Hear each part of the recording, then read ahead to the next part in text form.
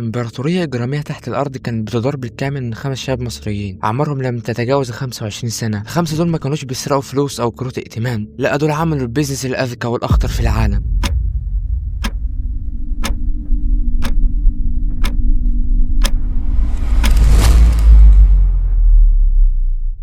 هما باعوا أدوات الهاكرز والسرقة نفسها لكل مجرمي الإنترنت حول العالم. السلام عليكم ورحمة الله وبركاته. عامل إيه يا صديقي؟ واهلا بك في فيديو جديد. في حرب الكترونية شغالة دلوقتي بس بالمستوى اللي عمرك ما تتخيله. حرب مش بين دول ولا بين جيوش، ده شوية شباب قاعدين في أوضة صغيرة ولابتوب ب7000 جنيه وكمان نت محدود، وقدروا انهم يعملوا شبكة احتيال اتسببت في خسائر بملايين وخلت شركة بحجم مايكروسوفت تروح لمحكمة في أمريكا عشان توقفهم. النهارده هنتكلم عن عالم يسمى فيشنج از سيرس، عالم اي حد ممكن يدخل له ويدمر شركات من البيت، وعالم مايكروسوفت بتقول ان هو السبب في اكتر من 60% من عمليات الاختراق اللي بتحصل النهارده. فيديو النهارده مش مجرد قصه عن شويه هاكرز، الفيديو ده اخطر بكتير، ممكن يكون اخطر فيديو نعمله لحد دلوقتي على قناتنا ترش بالعربي.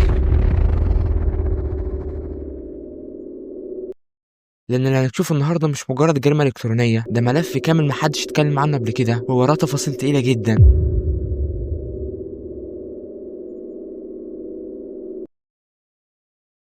لو أول مرة تشوفني فأنا محمود أبو خطيب، ودي قناتنا الجديدة ترش بالعربي، المكان اللي بنحكي فيه عن كل ما هو غامض عن العالم العربي وتاريخه وخباياه وكل حاجة غامضة بتحصل حوالينا.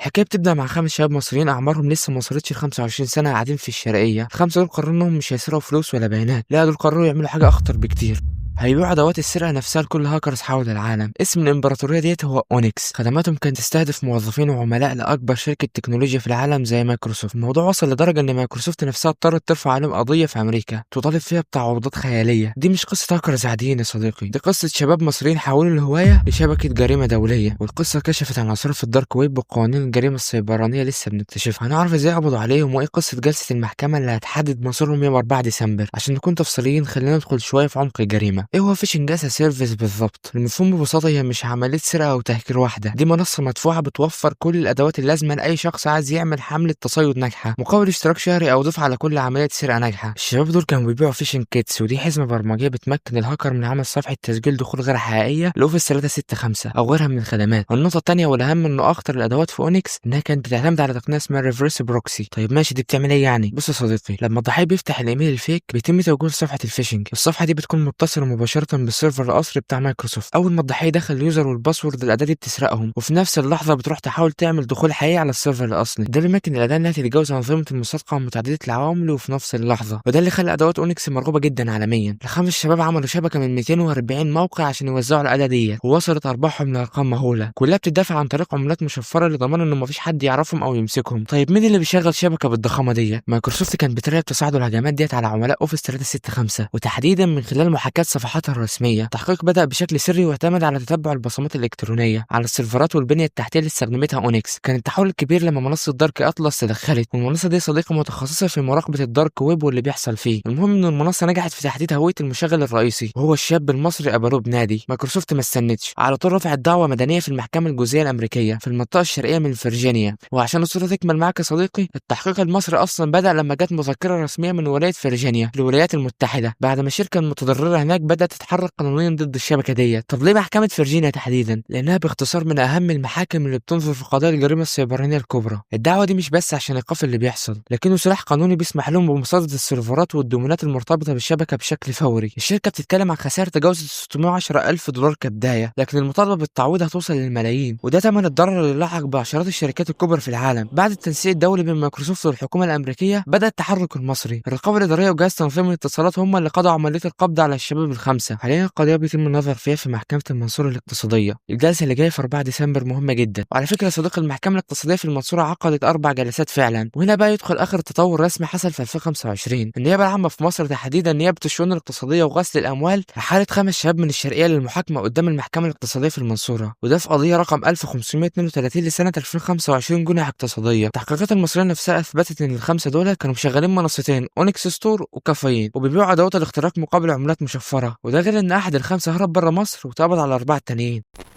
في سؤال مهم جدا بقى هنا، هل الجريمه السيبرانيه اصبحت بيزنس مصري؟ قضيه اونكس ما بتوقفش عند الخمسه دول بس للاسف، احنا شفنا في مصر مؤخرا تحول خطير جدا في نوعيه الجرائم الالكترونيه. زمان كنا بنشوف هاكر بيسرق كارت ائتمان او بيخترق ايميل شخصي او صفحه فيسبوك، دلوقتي بقينا بنشوف شبكات متكامله بتستغل مهارات البرمجه عشان تعمل بيزنس بيخدم مجرمين تانيين. المشكله ان الشباب المصري عنده موهبه كبيره جدا في البرمجه والتكنولوجيا، لكن للاسف البعض بيستخدمها في الطريق الغلط. وهنا بقى صديقي لازم نقف عند نقطه مهمه جدا جدا جدا.